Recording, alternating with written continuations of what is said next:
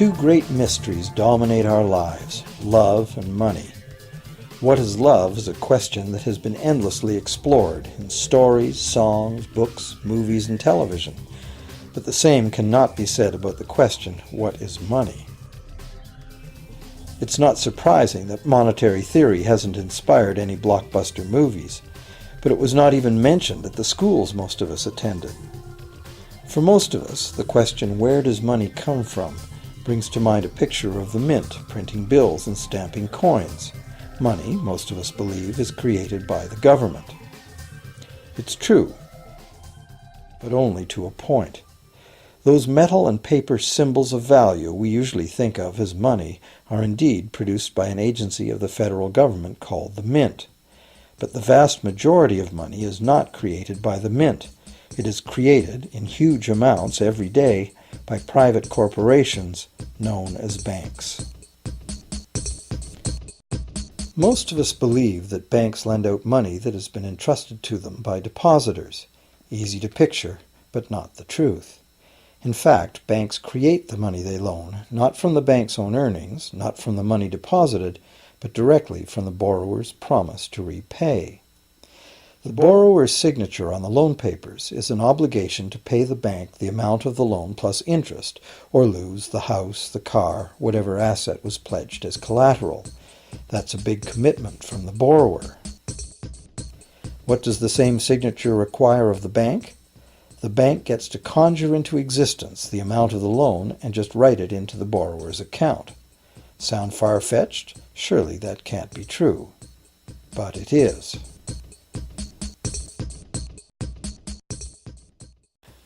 To demonstrate how this miracle of modern banking came about, consider this simple story, the goldsmith's tale. Once upon various times, pretty much anything was used as money. It just had to be portable, and enough people had to have faith that it could later be exchanged for things of real value, like food, clothing, and shelter. Shells, cocoa beans, pretty stones, even feathers have been used as money. Gold and silver were attractive, soft, and easy to work with, so some cultures became expert with these metals. Goldsmiths made trade much easier by casting coins, standardized units of these metals whose weight and purity was certified. Well, to protect his gold, the goldsmith needed a vault, and soon his fellow townsmen were knocking on his door, wanting to rent space to safeguard their own coins and valuables. Before long, the goldsmith was renting every shelf in the vault and earning a small income from his vault rental business. Years went by, and the goldsmith made an astute observation.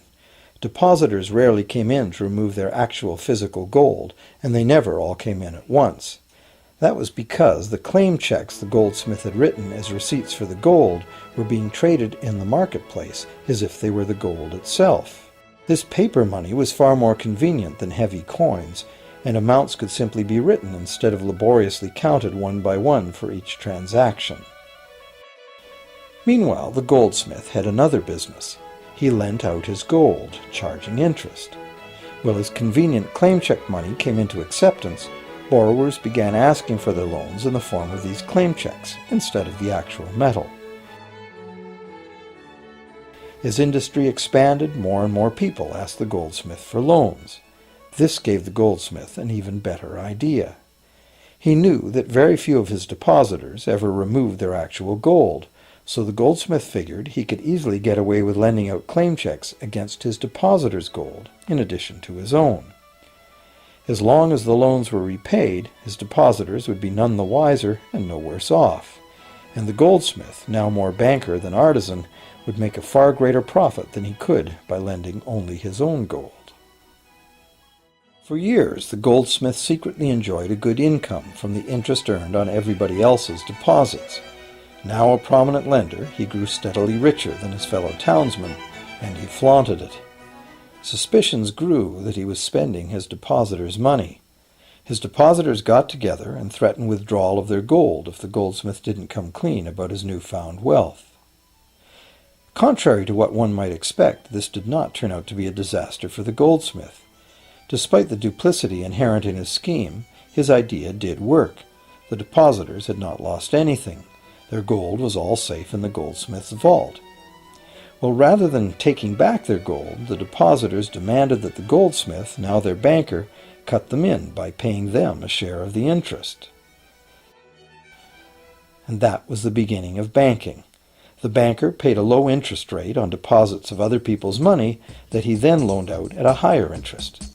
The difference covered the bank's cost of operation and its profit. The logic of this system was simple, and it seemed like a reasonable way to satisfy the demand for credit. However, this is not the way banking works today. Our goldsmith banker was not content with the income remaining after sharing the interest earnings with his depositors, and the demand for credit was growing fast as Europeans spread out across the world. But his loans were limited by the amount of gold his depositors had in his vault. That's when he got an even bolder idea. Since no one but himself knew what was actually in his vaults, he could lend out claim checks on gold that wasn't even there. As long as all the claim check holders didn't come to the vault at the same time and demand real gold, how would anyone find out? This new scheme worked very well, and the banker became enormously wealthy on the interest paid on gold that did not exist. The idea that the banker would just create money out of nothing was too outrageous to believe, so for a long time the thought did not occur to people. But the power to just invent money went to the banker's head, as you can well imagine. In time, the magnitude of the banker's loans and his ostentatious wealth did trigger suspicions once again. Some borrowers started to demand real gold instead of paper representations. Rumors spread. Suddenly, several wealthy depositors showed up to remove their gold. The game was up. A sea of claim check holders flooded the street outside the closed doors of the bank. Alas, the banker did not have enough gold and silver to redeem all the paper he had put into their hands. This is called a run on the bank, and it is what every banker dreads. This phenomenon of a run on the bank ruined individual banks and, not surprisingly, damaged public confidence in all bankers. It would have been straightforward to outlaw the practice of creating money from nothing. But the large volumes of credit the bankers were offering had become essential to the success of European commercial expansion, so instead the practice was legalized and regulated. Bankers agreed to abide by limits on the amount of fictional loan money that could be lent out. The limit would still be a number much larger than the actual value of gold and silver in the vault. Quite often the ratio was 9 fictional dollars to 1 actual dollar in gold. These regulations were enforced by surprise inspections. It was also arranged that, in the event of a run, central banks would support local banks with emergency infusions of gold. Only if there were runs on a lot of banks simultaneously would the banker's credit bubble burst and the system come crashing down.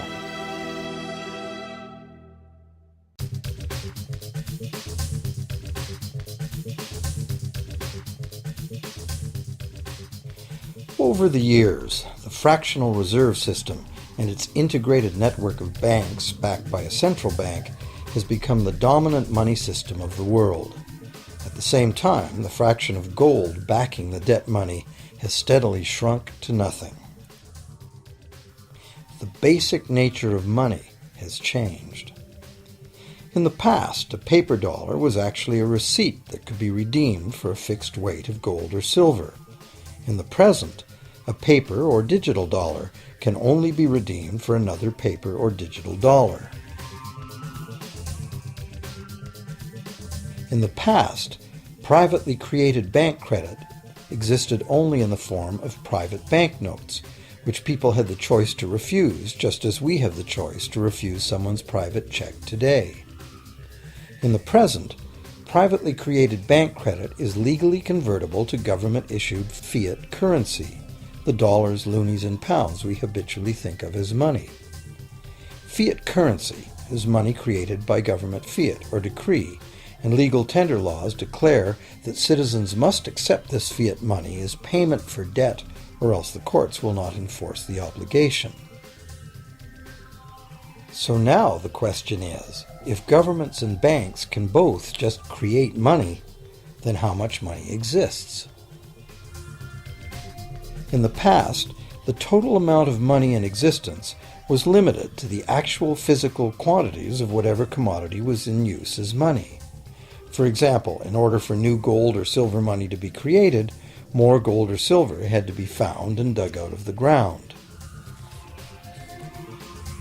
In the present, money is literally created as debt. New money is created whenever anyone takes a loan from the bank.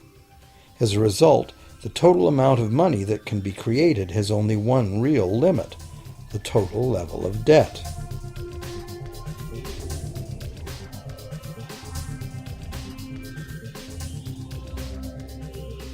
Governments place an additional statutory limit on the creation of new money by enforcing rules known as fractional reserve requirements. Essentially arbitrary, fractional reserve requirements vary from country to country and from time to time. In the past, it was common to require banks to have at least $1 worth of real gold in the vault to back $10 worth of debt money created. Today, reserve requirement ratios no longer apply to the ratio of new money to gold on deposit, but merely to the ratio of new debt money to existing debt money on deposit in the bank. Today, a bank's reserves consist of two things: the amount of government-issued cash or equivalent that the bank has deposited with the central bank, plus the amount of already existing debt money the bank has on deposit. To illustrate this in a simple way, let's imagine that a new bank has just started up and has no depositors yet. However, the bank's investors have made a reserve deposit of $1,111.12 of existing cash money at the central bank. The required reserve ratio is 9-to-1. Step 1. The doors open and the new bank welcomes its first loan customer. He needs $10,000 to buy a car. At the 9-to-1 reserve ratio, the new bank's reserve at the central bank, also known as high-powered money, allows it to legally conjure into existence 9 times that amount, or $10,000, on the basis of the borrower's pledge of debt. This $10,000 is not taken from anywhere. It's brand new money simply typed into the borrower's account as bank credit. The borrower then writes a check on that bank credit to buy the used car. Step 2. The seller then deposits this newly created $10,000 at her bank. Unlike the high-powered government money deposited at the central bank, this newly created credit money cannot be multiplied by the reserve ratio. Instead, it's divided by the reserve ratio. At a ratio of 9-to-1, a new loan of $9,000 can be created on the basis of the $10,000 deposit. Step 3. If that $9,000 is then deposited by a third party at the same bank that created it or at a different one, it becomes the legal basis for a third issue of bank credit, this time for the amount of $8,100. Like one of those Russian dolls where each layer contains a slightly smaller doll inside, each new deposit contains the potential for a slightly smaller loan in an infinitely decreasing series. Now, if the loan money created is not deposited at the bank, the process stops. That's the unpredictable part of the money creation mechanism. But more likely, at every step, the new money will be deposited at a bank, and the reserve ratio process can repeat itself over and over until almost $100,000 of brand new money has been created within the banking system. All of this new money has been created entirely from debt, and the whole process has been legally authorized by the initial reserve deposit of just $1,111.12, which is still sitting untouched at the central bank. What's more, under this ingenious system, the books of each bank in the chain must show that the bank has 10% more on deposit than it has out on loan. This gives banks a very real incentive to seek deposits in order to be able to make loans, supporting the general but misleading impression that loans come out of deposits. Now, unless all the successive loans are deposited at the same bank, It cannot be said that any one bank got to multiply its initial high-powered money reserve almost 90 times by issuing bank credit out of nothing. However, the banking system is a closed loop. Bank credit created at one bank becomes a deposit in another, and vice versa. In a theoretical world of perfectly equal exchanges, the ultimate effect would be exactly the same as if the whole process took place within one bank. That is, the bank's initial central bank reserve of a little over $1,100 allows it to ultimately collect interest on up to $100,000 the bank never had.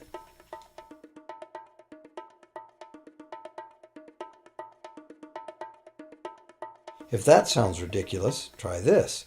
In recent decades, as a result of steady lobbying by the banks, the requirements to make a reserve deposit at the nation's central bank have all but disappeared in some countries, and actual reserve ratios can be much higher than 9-to-1. For some types of accounts, 20-to-1 and 30-to-1 ratios are common. And even more recently, by using loan fees to raise the required reserve from the borrower, banks have now found a way to circumvent reserve requirement limitations entirely. So, while the rules are complex, the common sense reality is actually quite simple. Banks can create as much money as we can borrow.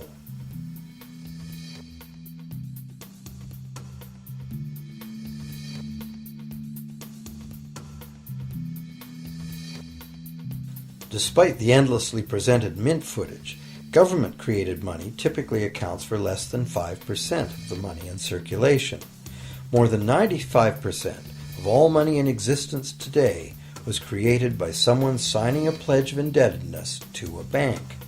What's more, this bank credit money is being created and destroyed in huge amounts every day, as new loans are made and old ones repaid.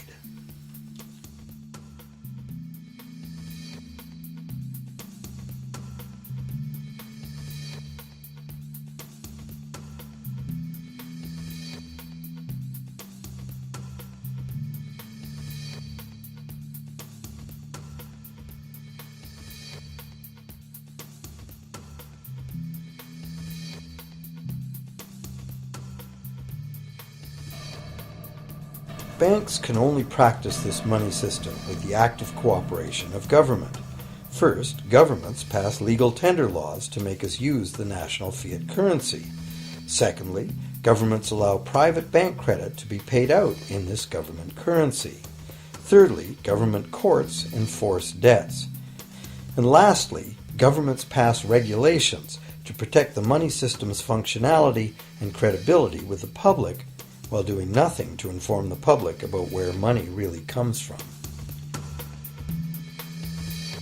The simple truth is that when we sign on the dotted line for a so-called loan or mortgage, our signed pledge of payment, backed by the assets we pledge to forfeit should we fail to pay, is the only thing of real value involved in the transaction.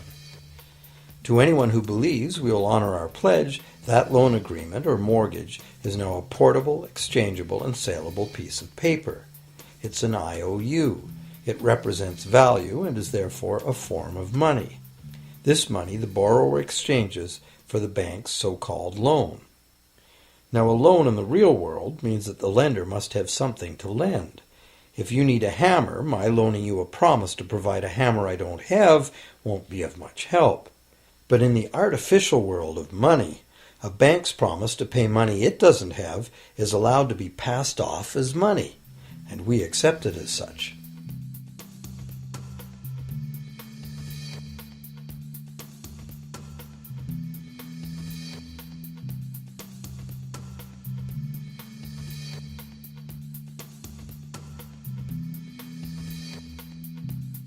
Once the borrower signs the pledge of debt, the bank then balances the transaction by creating, with a few keystrokes on a computer, a matching debt of the bank to the borrower.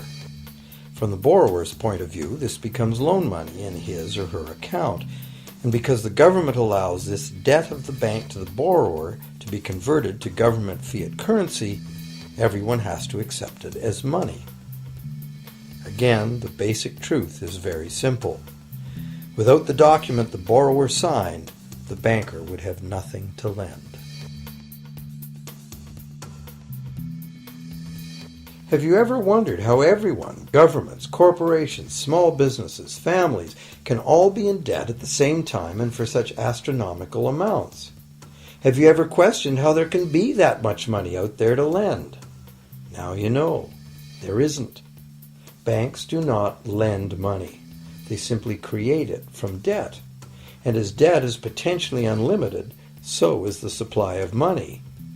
And as it turns out, the opposite situation is also true.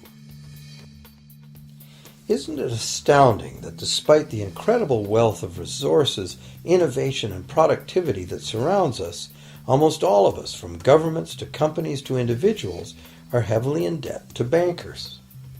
If only people would stop and think, how can that be? How can it be that the people who actually produce all the real wealth in the world are in debt to those who merely lend out the money that represents the wealth? Even more amazing is that once we realize that money really is debt, we realize that if there was no debt, there'd be no money.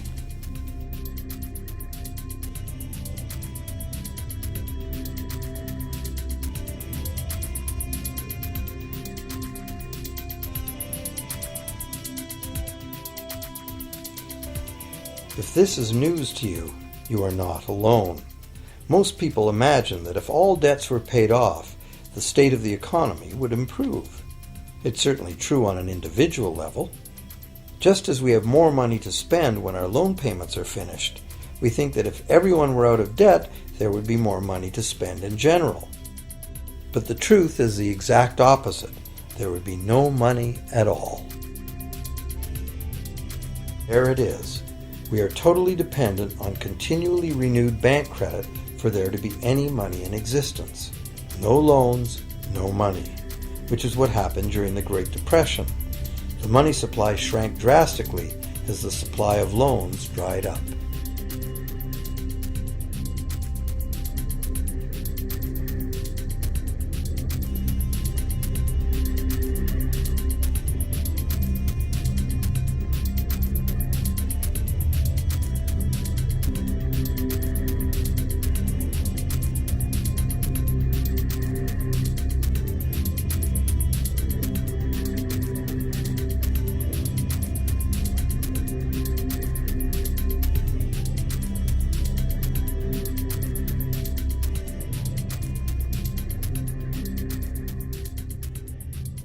And that's not all.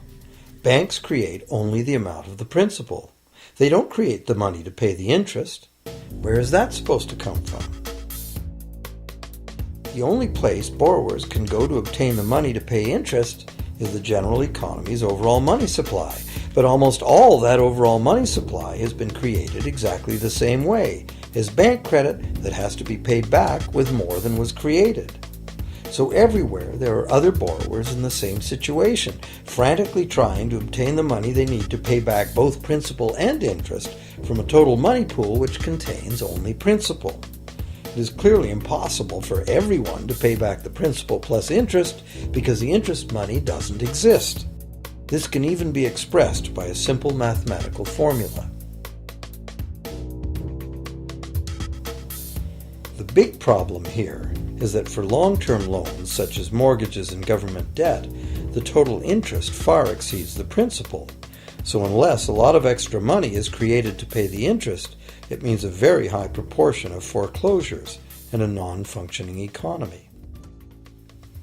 To maintain a functional society, the rate of foreclosure needs to be low. And so, to accomplish this, more and more new debt money has to be created to satisfy today's demands for money to service the previous debt.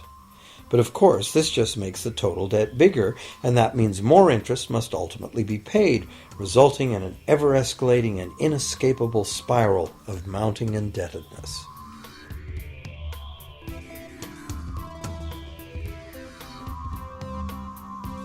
It is only the time lag between money's creation as new loans and its repayment that keeps the overall shortage of money from catching up and bankrupting the entire system.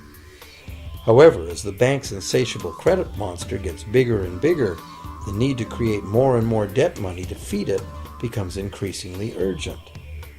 Why are interest rates so low? Why do we get unsolicited credit cards in the mail? Why is the U.S. government spending faster than ever? Could it be to stave off collapse of the entire monetary system? A rational person has to ask, can this really go on forever? Isn't a collapse inevitable?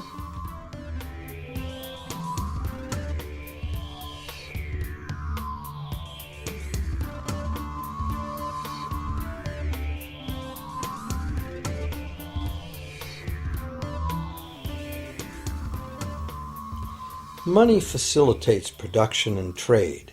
As the money supply increases, money just becomes increasingly worthless unless the volume of production and trade in the real world grows by the same amount. Add to this the realization that when we hear that the economy is growing at 3% per year, it sounds like a constant rate, but it's not.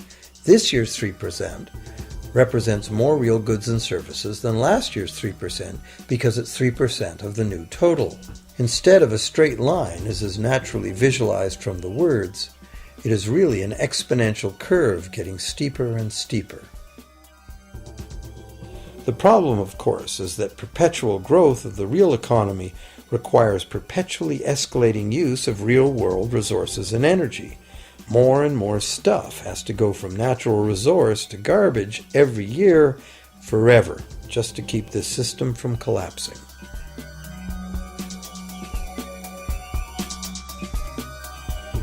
What can we do about this downright scary situation? For one thing, we need a very different concept of money. It's time more people ask themselves and their governments 4 simple questions. Around the world, governments borrow money at interest from private banks. Government debt is a major component of total debt, and servicing that debt takes a big chunk of our taxes. Now we know that banks simply create the money they lend, and that governments have given them permission to do this. So the first question is, why do governments choose to borrow money from private banks at interest when government could create all the interest-free money it needs itself? And the second big question is, why create money as debt at all? Why not create money that circulates permanently and doesn't have to be perpetually reborrowed at interest in order to exist? The third question, how can a money system that can only function with perpetually accelerating growth be used to build a sustainable economy? Isn't it logical that perpetually accelerating growth and sustainability are incompatible? And finally, what is it about our current system that makes it totally dependent on perpetual growth? What needs to be changed to allow the creation of a sustainable economy? At one time, charging any interest on a loan was called usury and was subject to severe penalties, including death. Every major religion forbade usury. Most of the arguments made against the practice were moral. It was held that money's only legitimate purpose was to facilitate the exchange of real goods and services. Any form of making money from simply having money was regarded as the act of a parasite or of a thief. However, as the credit needs of commerce increased, the moral arguments eventually gave way to the argument that lending involves risk and loss of opportunity to the lender, and therefore attempting to make a profit from lending is justified. Today, these notions seem quaint. Today, the idea of making money from money is held as an ideal to strive for. Why work when you can get your money to work for you? However, in trying to envision a sustainable future, it's very clear that the charging of interest is both a moral and a practical problem. Imagine a society and economy that can endure for centuries because, instead of plundering its capital stores of energy, it restricts itself to present-day income. No more wood is harvested than grows in the same period. All energy is renewable, solar, gravitational, geothermal, magnetic, and whatever else we discover. This society lives within the limits of its non-renewable resources by reusing and recycling everything, and the population just replaces itself. Such a society could never function using a money system utterly dependent on perpetually accelerating growth. A stable economy would need a money supply at least capable of remaining stable without collapsing. Let's say the total volume of this stable money supply is represented by this big circle. Let's also imagine that moneylenders must actually have existing money to lend. If some people within this money supply begin systematically lending money at interest, their share of the money supply will grow. If they continually reloan at interest all the money that gets paid back, what's the inevitable result? Whether it's gold, fiat, or debt money doesn't matter. The moneylenders will end up with all the money. And after the foreclosures and bankruptcies are all filed, they'll get all the real property too. Only if the proceeds of lending at interest were evenly distributed among the population would this central problem be solved. Heavy taxation of bank profits might accomplish this goal, but then why would banks want to be in business?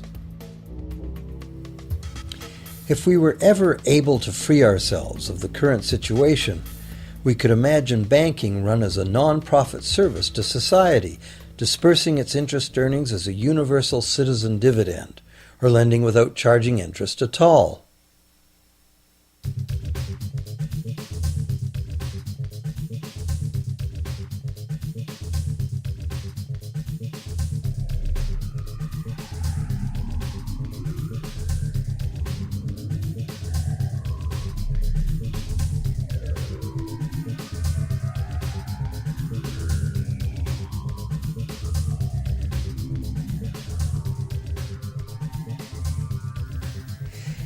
If it is the fundamental nature of the system that causes the problems, tinkering with the system cannot ever solve those problems. The system itself must be replaced. Many monetary critics call for a return to gold-based money, claiming that gold has a long history of reliability. They ignore the many scams that can be played with gold, shaving coins, debasing the metal, cornering the market, all of which were abundantly practiced in ancient Rome and contributed to its fall. Some advocate silver, it being more abundant than gold and therefore more difficult to corner. Many question the need to bring back precious metals at all. No one wants to go back to carrying heavy sacks of coins to go shopping. It's a certainty that paper, digital, plastic, or more likely biometric ID money would be the real medium of trade, with the same potential for creating unlimited debt money we have now. Beyond that, if gold again became the sole legal basis of money, those who have no gold would suddenly have no money. Other monetary reform advocates have concluded that greed and dishonesty are the main problems, and that there may be better ways to create an honest and equitable money system than returning to silver or gold. Inventive minds have proposed a variety of alternate ways to create money. Many private barter systems create money as debt, much as banks do, but it is done openly and without charging interest. An example is a barter system in which debt is expressed as pledges of hours of work, all work being valued equally at a dollar figure that then allows hours to be equated with the dollar price of goods. This kind of money system can be set up by anyone who can devise a way to do the accounting and find willing and trustworthy participants. Setting up a local barter money system, even if it were little used now, would be prudent emergency planning for any community. Monetary reform, like electoral reform, is a big topic, and one that requires a willingness to change and to think outside the box. Monetary reform, again, like electoral reform, will not come easily, because the enormously powerful interests that benefit from the existing system will do their utmost to maintain their advantage. Now that we've seen that money is just an idea, and that in reality money can be whatever we make it, here's one very simple alternative monetary concept to consider. This model is based on systems that have worked in the past, in England and America, systems that were undermined and destroyed by the goldsmith bankers and their fractional reserve system.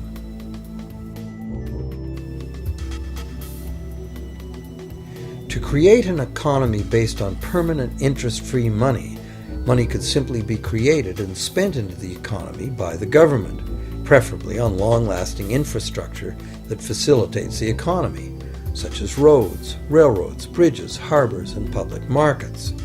This money would not be created as debt, it would be created as value, that value being in the form of whatever it was spent on. If this new money facilitated a proportional increase in trade requiring its use, it would cause no inflation whatsoever. If government spending did cause inflation, there would be two courses of action available. Inflation is equivalent in effect to a flat tax on money. Whether the money goes down in value 20% or the government takes 20% of our money away from us, the effect on our buying power is the same. Viewed this way, inflation in place of taxation might be politically acceptable if well spent and kept within limits. Or government could choose to counter inflation by collecting tax monies that it then takes out of use, thus reducing the money supply and restoring its value. To control deflation, which is the phenomenon of falling wages and prices, the government would simply spend more money into existence. With no competing private debt money creation, governments would have more effective control of their nation's money supply. The public would know whom to blame if things went wrong. Governments would rise and fall on their ability to preserve the value of money. Government would operate primarily on taxes, as it does now, but tax money would go much, much further, as none of it would be required to pay interest to private bankers. There could be no national debt if the federal government simply created the money it needed. Our perpetual collective servitude to the banks through interest payments on government debt would be impossible.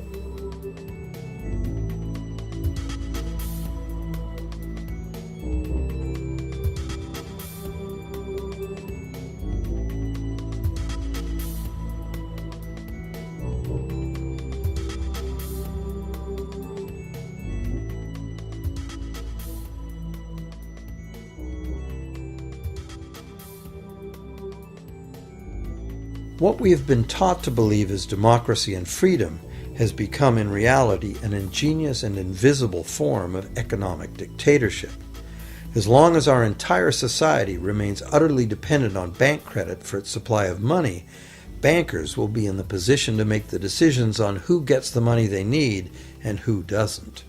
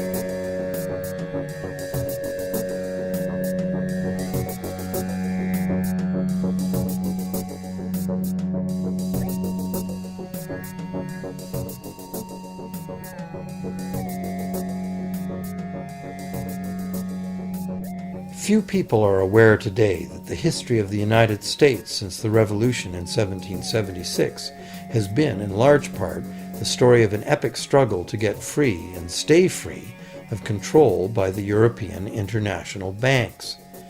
This struggle was finally lost in 1913 when President Woodrow Wilson signed into effect the Federal Reserve Act, putting the international banking cartel in charge of creating America's money.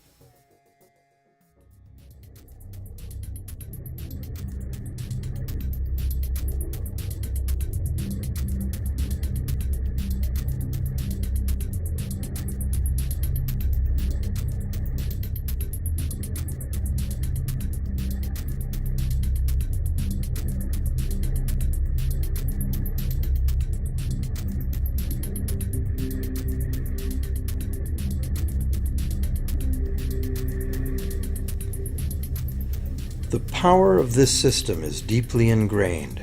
So is the educational and media silence on the subject. Years ago, a Canadian Deputy Prime Minister surveyed scores of non-economists, both highly educated professionals and common-sense people on the street, and found that not one of them had an accurate understanding of how money is created. In fact, it's probably safe to say that most people, including the frontline employees of banks, have never given the matter a moment's thought. Have you?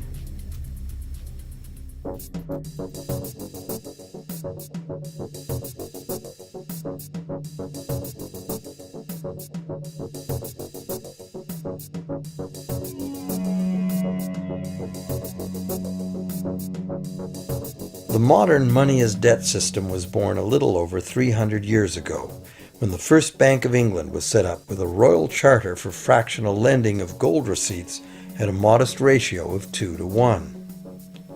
That modest ratio was just the proverbial foot in the door. The system is now worldwide, creates virtually unlimited amounts of money out of thin air, and has almost everyone on the planet chained to a perpetually growing debt that can never be paid off.